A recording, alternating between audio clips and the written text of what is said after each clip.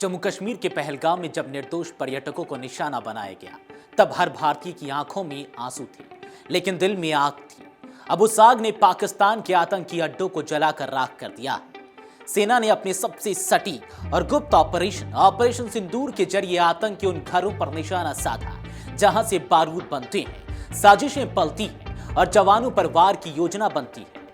6 मई की रात तकरीबन 1:05 पर भारतीय सेना ने ऑपरेशन सिंदूर की शुरुआत की। यह हमला था, लेकिन सिर्फ गोलियों का नहीं, बल्कि एक चेतावनी थी आतंक के सरगनाओं को, उनके आकाओं को कि अब भारत चुप नहीं बैठेगा। सिर्फ 25 मिनट चले इस ऑपरेशन में भारतीय सेना ने 24 मिसाइलें दागी। लक्ष्य थे पाकिस्तान और पीओके में मौजूद 9 प्रमुख आतंकी अड्डे।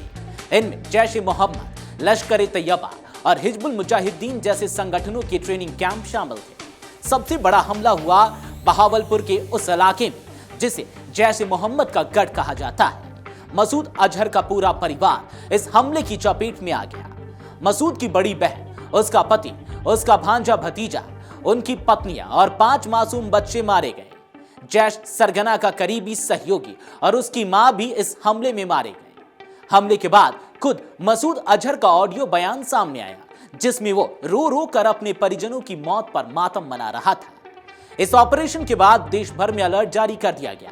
खास तौर पर उत्तरी और पश्चिमी भारत में सेना और एयरफोर्स को किसी भी परिस्थिति में निपटने के लिए अलर्ट पर रखा गया है। कम से कम 18 एयरपोर्ट्स को अस्थायी रूप से बंद कर दिया गया है। इसमें श्रीनगर, जम्मू, लेह, अमृतसर, पठानकोट, जोधपुर, जैसलमेर, शिमला, चंडीगढ़, धर्मशाला और जामनगर प्रमुख हैं। हवाई यातायात पर इस ऑपरेशन का बड़ा असर पड़ा है। अब तक 200 से ज्यादा उड़ानें रद्द हो चुकी हैं। अकेले इंडिगो एयरलाइंस ने 165 फ्लाइट्स कैंसिल की हैं। दिल्ली एयरपोर्ट से 35 से अधिक flights departure plus arrival plus international पर असर पड़ा है। इंडिगो ने अपने यात्रियों से अपील की है कि वे एयरपोर्ट जाने से पहले अपनी उड़ान की स्थिति जरूर जांच लें। श्रीनगर, जम्मू, चंडीगढ़, लेह, धर्मशाला, बीकानेर और जोधपुर के लिए सभी उड़ानें फिलहाल रद्द कर दी गई है। एयर इंडिया ने साफ किया है कि उसने 10 मई सुबह 5:29 तक जम्मू, श्रीनगर, लेह, जोधपुर, अमृतसर, भुज, जामनगर, चंडीगढ़ और राजकोट के लिए सभी फ्लाइटें रद्द कर दी हैं। यात्रियों को रीशेड्यूल या कैंसिलेशन पर कोई शुल्क नहीं देना होगा। स्पाइस जेट, अकासा एयर और एयर इंडिया एक्सप्रेस ने भी कई उड़ानें रद्द की हैं और यात्रियों को फुल रिफंड देने का वादा किया है। इस हमले के बाद अंतर्राष्ट्रीय विमानन कंपनियों की चिंता भी बढ़ी है। कतर एयरवेज ने पाकिस्तान के एयर स्पेस से होकर जाने वाली सभी उड़ानों को अस्थायी रूप से बंद कर दिया है। इसमें यूरोप और खाड़ी देशों के लिए यात्रा करने वाले हजारों यात्रियों को झटका लगा है। अन्य कंपनियों ने भी विकल्प तैयार करना शुरू कर दिया है। पाकिस्तान के एयर स्पेस को अब अस्थिर और खतरनाक घोषित किया जा सकता है। इस ऑपरेशन से ठीक पहले कांग्रेस अध्यक्ष मल्लिकार्जुन खड़गे ने पीएम मोदी पर सुरक्षा चूक और कश्मीर दौरा टालने को लेकर सवाल उठाए थे। लेकिन अब जब ऑपरेशन सिंदूर ने पूरी दुनिया को चौंका दिया है, तो बीजेपी ने इसे दृढ़ इच्छा शक्ति और नेतृत्व का उदाहरण बताया है। ऑपरेशन सिंदूर भारत की उस नीति का हिस्सा है जिसे अब ऑफेंसिव डिफेंस कहा जा रहा है।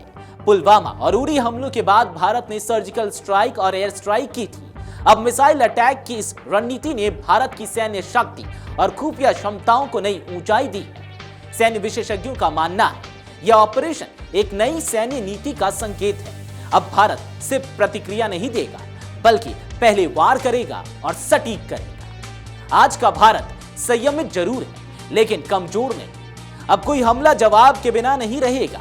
ऑपरेशन सिंदूर ने यह साबित कर दिया है कि अगर आतंक की फैक्ट्री पाकिस्तान में है, तो अब उनका अंत भी वहीं होगा।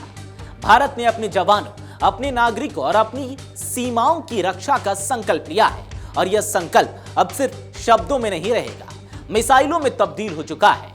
ये नया भारत है जहां हमला होगा, वहां जवाब 2 गुना मिलेगा।